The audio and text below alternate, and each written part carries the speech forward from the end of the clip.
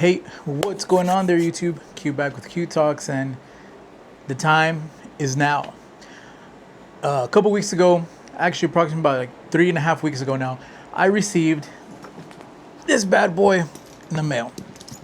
This right here is the Archive Messenger Bag by Boss Leather Company. So I've had it now for approximately, let's bring it down the camera just a little bit. I've had this bag now for, like I said, 3.5 weeks. I do love this bag. It is a great bag. Is it perfect? No, it's not a perfect bag. Are the things that I'm going to talk about deal breakers with me? No, not really. Like, I'm still going to use this bag. Like I said, this is what I would call like a heritage bag, one that you can pass on to your kids as long as you take care of it. I mean, hopefully the bag will last that long, but honestly, with the material and everything, there's no other reason why it shouldn't. So first off, I'm going to talk about, let me see if I can get a better angle. Okay.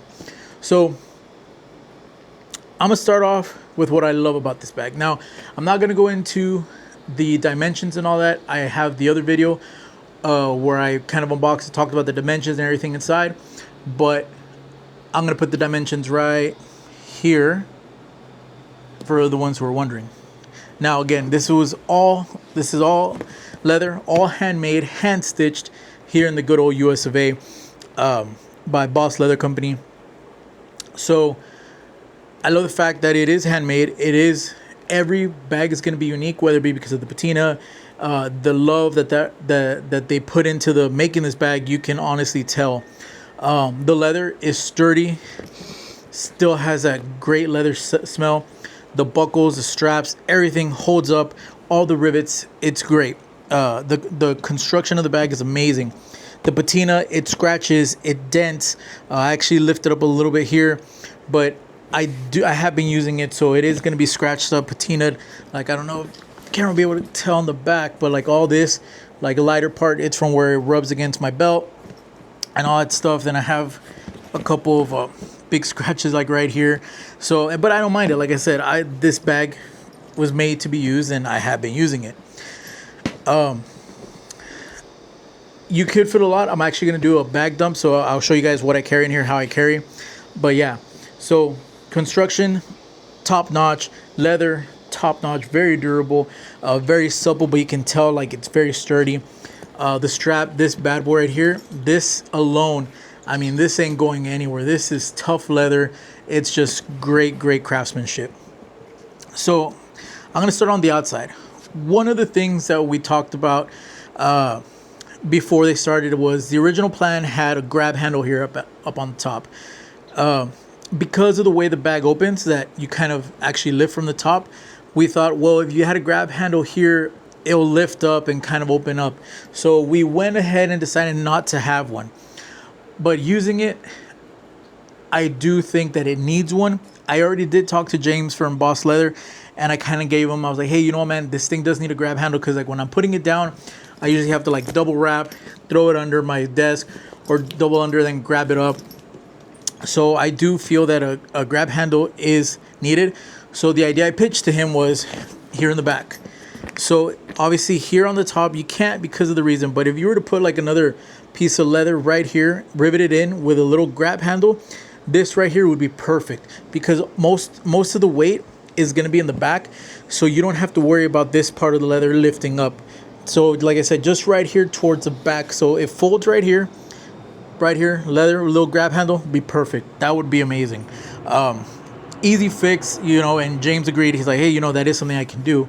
The next part is actually going to be part of the inside, but I'm going to bring it up here. So I don't know if you can tell here, the leather lifts up. Reason being is that on the inside, yeah, here, so if you go right here, there's a little lump, and you can kind of tell the little patina marks. But the reason being is that the pens are here. So I have click pens, so I see the tops poke up. So I did tell James, if you can, this little pouch right here where all the pens are, if you can just lower it down a little bit so these could be flush with this part, that'll be it for that part, honestly. And he agreed. He's like, hey, you know what, man, I didn't think about it, but yeah, he's like, that's an easy fix. So the grab handle, this little part getting dropped down just a little bit more to put it even. Easy fixes. Like, again, this is just me because I do use click pens, so that is as far as they go. So I wouldn't be able to actually. Oh yeah, because then if you're gonna use the little the pen clips, yeah, that's as far as they go. So they do stick out. Like I said, nothing too crazy, but it was an easy fix. So this pocket right here is made for the Evergoods. I did bring it up that, maybe there's a little too much kind of open space, especially if you don't have a leather, an Everbooks. So I was like, maybe a little less leather, just enough. He agreed, those are easy fixes. Then, so this part right here, turn it back around. So right here, you have an internal compartment, and it matches with the internal one in the front, which would be this one. I noticed that because you have two pockets and because of the rivets, they can't be kind of off-sided.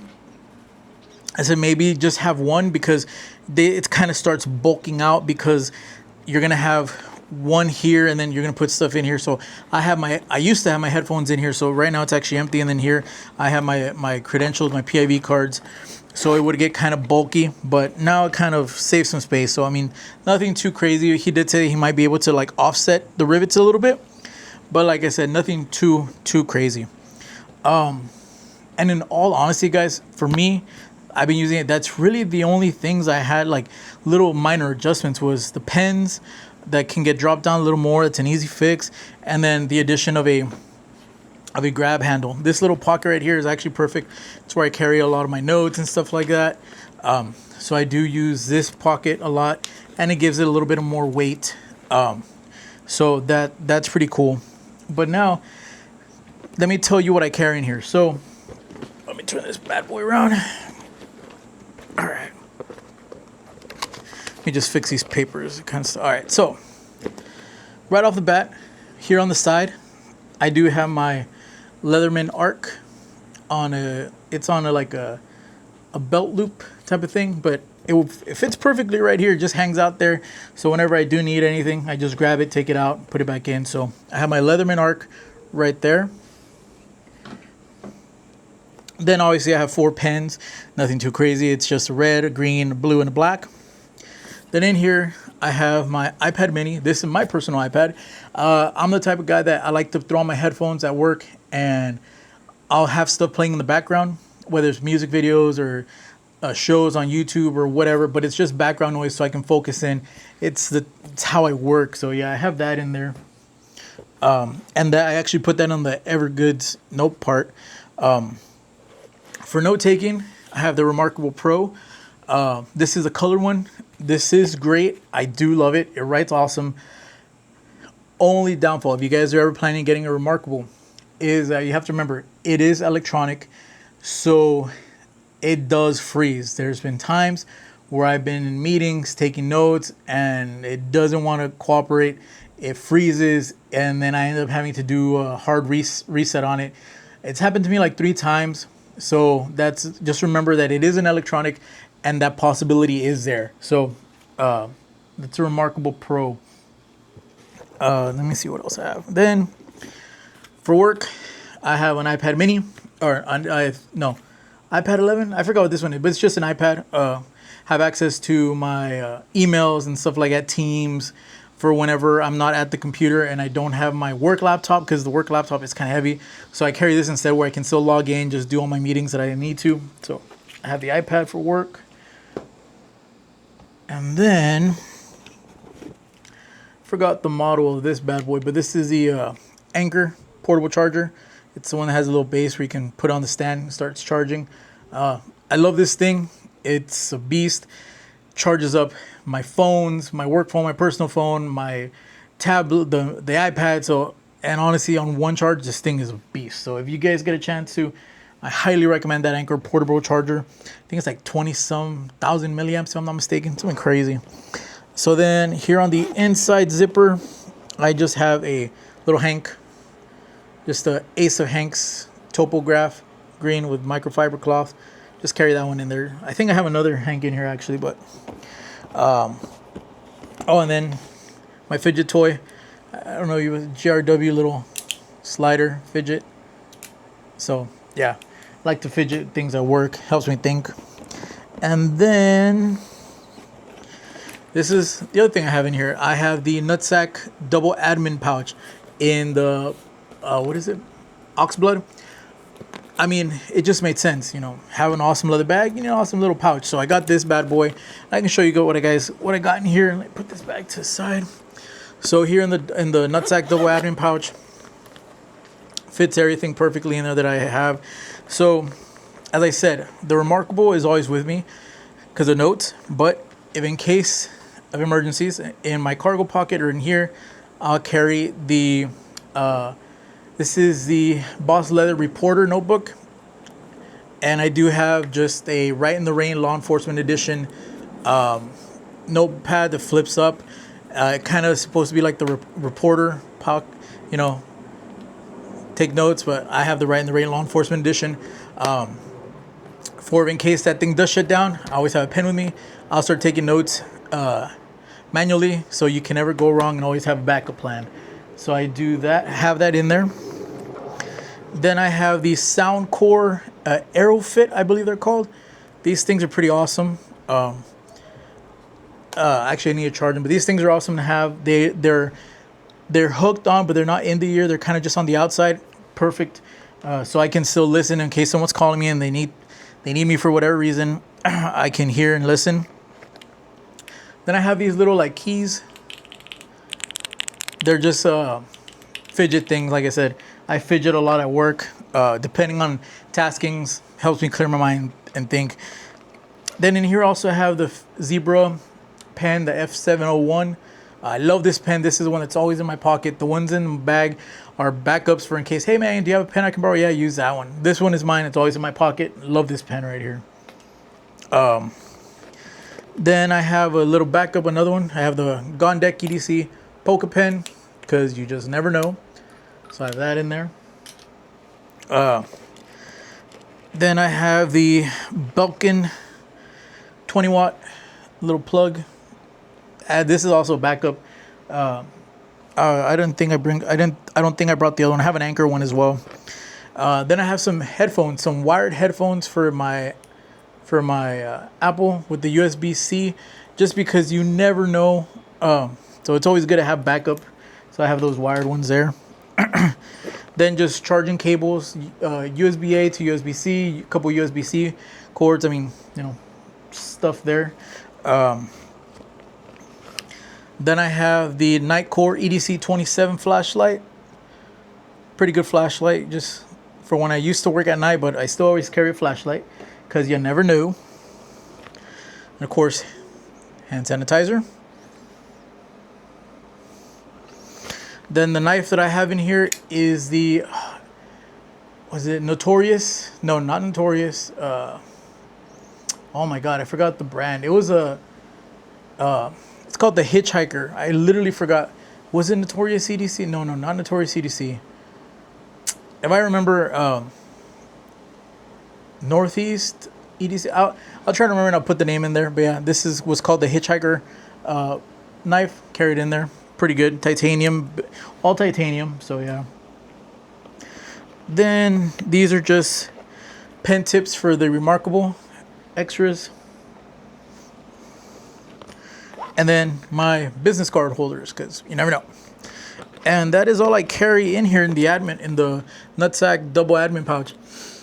Honestly, this thing is great. I don't overpack it, but you can already tell some of the patina on the outside, on the back.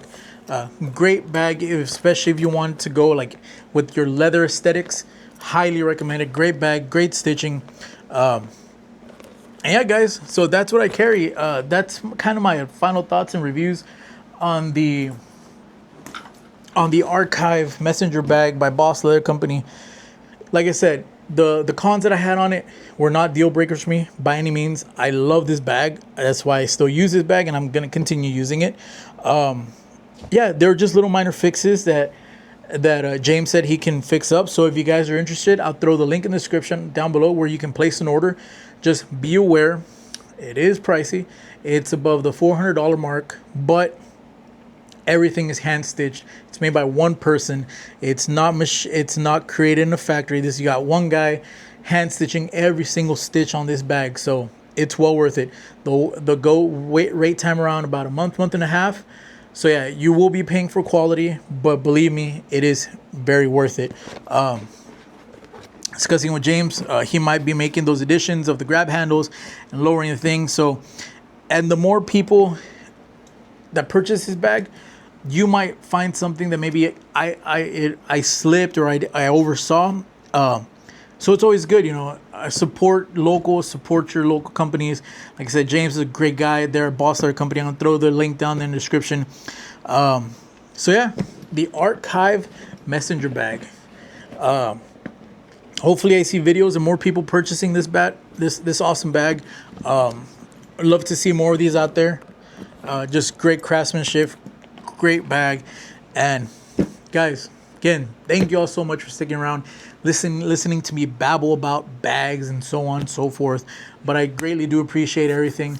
If you guys haven't already, please like the video, subscribe to the channel, hit the notification bell so you know when I upload a video. And guys, I'll catch you around. Peace.